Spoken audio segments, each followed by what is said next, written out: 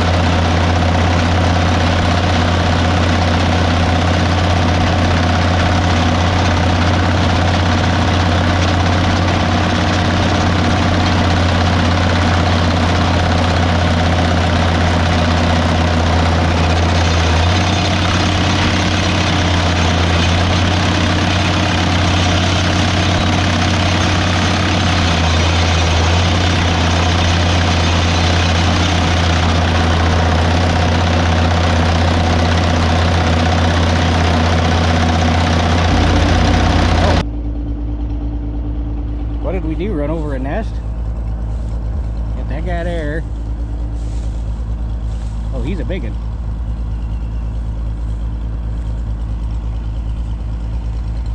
Angry. You guys better be gone tomorrow, because I don't want to, well, I shouldn't say that. Tomorrow you'll be, well, if we TED this out, you're definitely still not going to want to be here tomorrow, but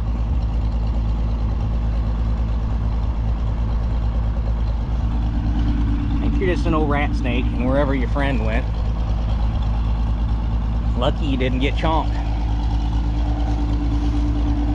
But my God, is there some tonnage out here. Holy crap.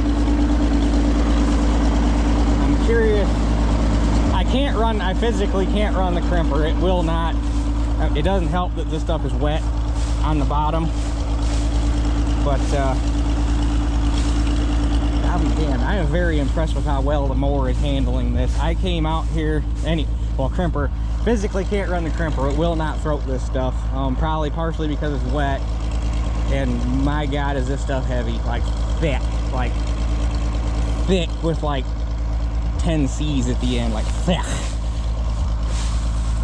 I cannot believe the mower is cutting it this good. Because I don't know if you can see, you probably see it on camera. I was coming up that side. A lot of the grass is laid down that way because that's the way the wind was blowing. So, and it's probably another partial reason why I can't run the crimper, is because when I'm cutting that way, the hay is actually falling into the uncut hay. And the first time when I first started doing it, I'm like, my God, we're gonna be out here for hours because I'm gonna be plugging every 10 feet. I think I've only plugged 3 times so far, and I've only got a little bit left. I mean, she's chugging right along. And at first I thought, man, the cut quality is gonna be garbage, but I mean, she's chopping it right off. So I don't think this is gonna get crimped. I think we're just gonna have to TED this out and let her be, because the only thing I can think is let it sit overnight and try it tomorrow. But because you'll be going down the road and it'll be laid over and it'll lay that way, and then you get a little further down the road where it gets a little, or down the road where it gets a little shorter or whatnot, and it'll start falling normal. So you got hay laying both ways in the same. I don't think I'm gonna be able to crimp it. I think we're just gonna have to TED it. But my God, I bet this 2 acres out yields that 3 that we did last weekend. There is a boatload of hay out here. And it's nice hay, like nice.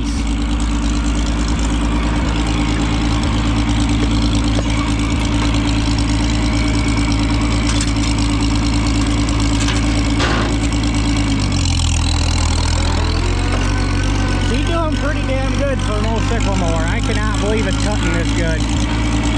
I mean, it's wet. It's wet, and you can see it on the bar. It's wet underneath. And not missing a lick.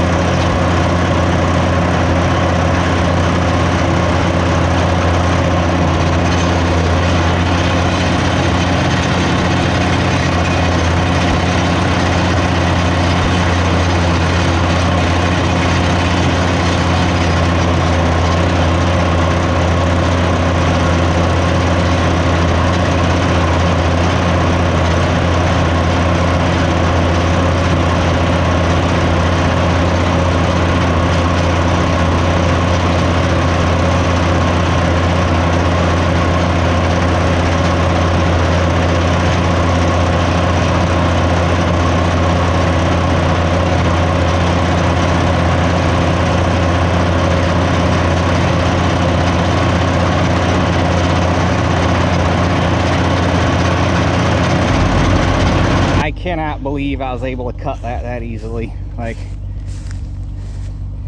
it's a tangled, mangled mess. You just get right up underneath it and away you go. I plugged plugged. It wasn't even terrible. I backed out of it, dropped the mower, and away we went.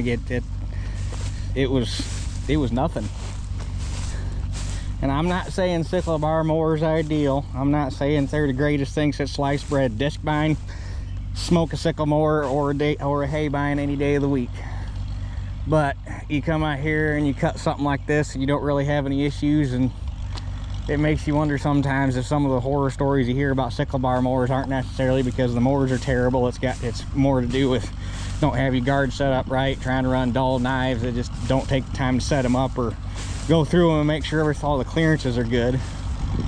Get your hold downs tightened up and make sure the bar's running nice and tight.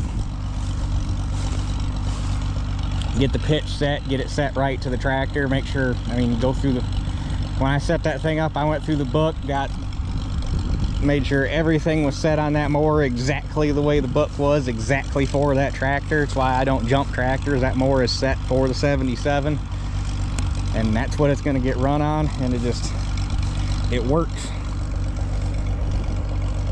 And first cutting last year, I fought it real bad out of Shelly's mom's, but I think that was because there was a bunch of, just make sure it wasn't a shed or something. I think it was more because I had like hay piles that had been left over from not getting baled up. I think I was actually plugging on those, because this was 10 times worse than that first cutting last year, and I didn't fight it at all. I mean, this was rather pleasant mowing. It was a little stressful because you're watching it and you're like, man, I'm gonna plug, and then she just kept chugging along. But I'm gonna leave the crimper here and just go over and mow Shelly's mom's, and I'll pick that up on my way back through and take it home. There ain't no sense in taking it over there, unhooking it on the side of the road and leaving it, and it'll be easier to leave it here and come back and get it. So on to the last acre.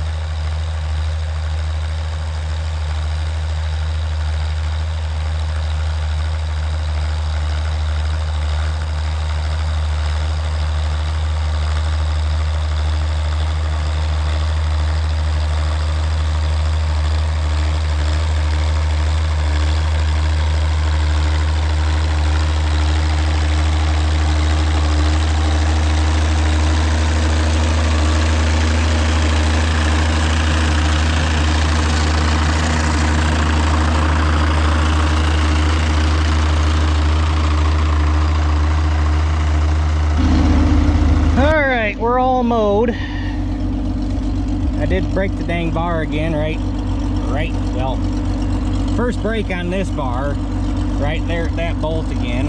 So I don't know if it's that the bars are old and fatigued right there, or if I got another problem. Dad's wondering if it's because the holes in this drive plate right here are just a slightly bigger than the bolts, if there's some slop in it or something. But cross that bridge later. I gotta do a little bit of maintenance on the bar. Some of the knife plates on the guards are getting a little loose. The rivets are a little small. I have to pop a little bead of weld on top of them and peen them back down and tighten them back up. But that'll be an easy job. But I ain't broke the bar, so took that back, welded it back up, put it back together, got done mowing. Man, there's a lot of freaking hay out here. This is gonna come out here to ted it. It's gonna suck some power. I really wish I could condition it, but the way it's all laying, the first pass of the conditioner just, since it's not all laying this way, like half of this stuff's laying crossways, the conditioner's just not gonna like it. So tedder it is. Thank God I got one sitting here at the house. So that'll be tomorrow. We'll come out here tomorrow afternoon and ted it, and I don't know if it's gonna take 2 times or not. There's all friggin' hay, man.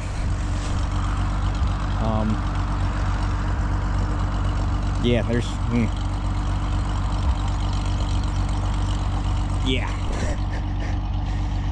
So anyhow, for the conditions I was cutting in, like lodged hay, wet hay, it was a tangled up, mangled up mess. I am very proud of how the old girl handled it. She plowed through this stuff like a champ. I plugged up 3 times, and naturally 2 times were right one after the other when I had the camera pointed at the bar. If I never had the camera pointed at it, probably would have never plugged. But I guess you'll have that when you're trying to video something. But yeah, other than that, she ran like a champ for a clapped out old sickle mower. So get folded up. I got to go grab my crimper from the other field and get home. I was hoping to get done in time to take the mower off the tractor tonight, but that's not going to happen, so I'll do it tomorrow when I get done tedding. So I guess we'll catch you guys tomorrow while we're tedding. Alright, we're out here to do a little tedding. This stuff did not do a whole lot of drying today. We were sunny until about 9 o'clock-ish this morning, and then clouds rolled in and hung with us pretty much all day. And then it got sunny again about 2:30, 3 o'clock. It was threatening rain, but luckily that jumped right over us. Yeah, it ain't wilted much, but we definitely need to get her fluffed up.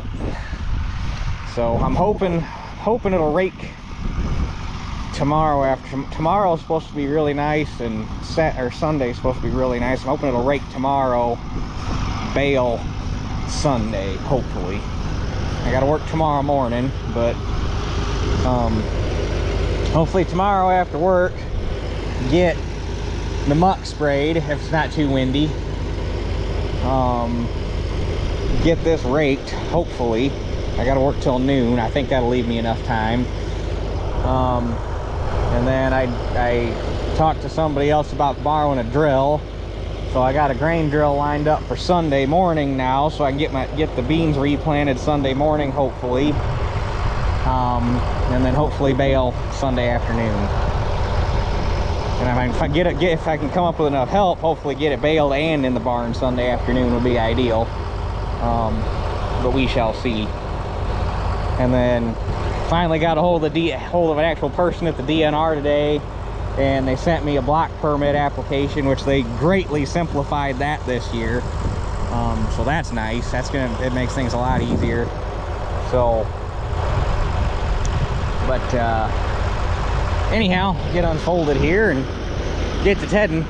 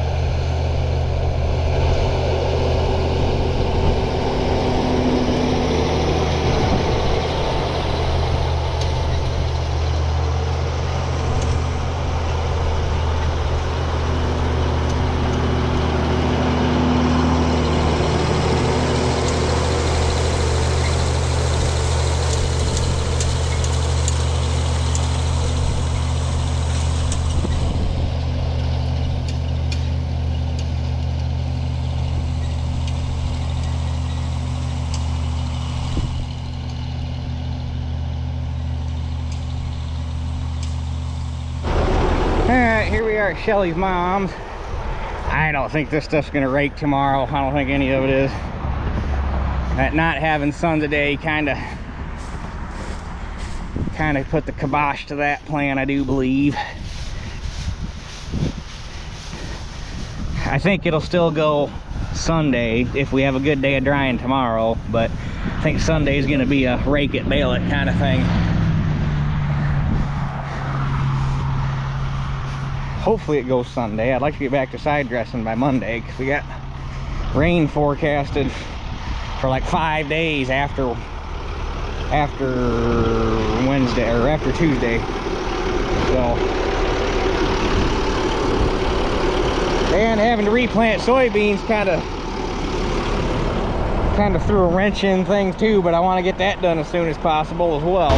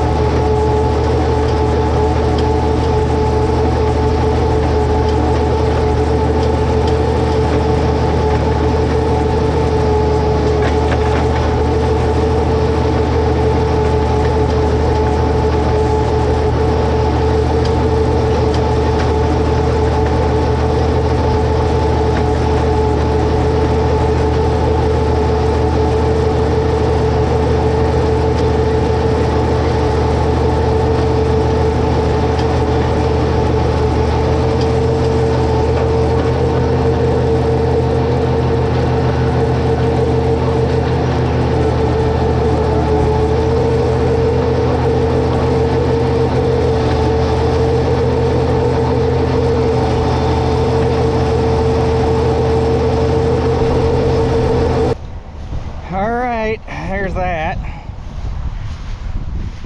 I got a sneaking suspicion I'm gonna be tedding it again tomorrow. Just a wild guess. Just a wild guess.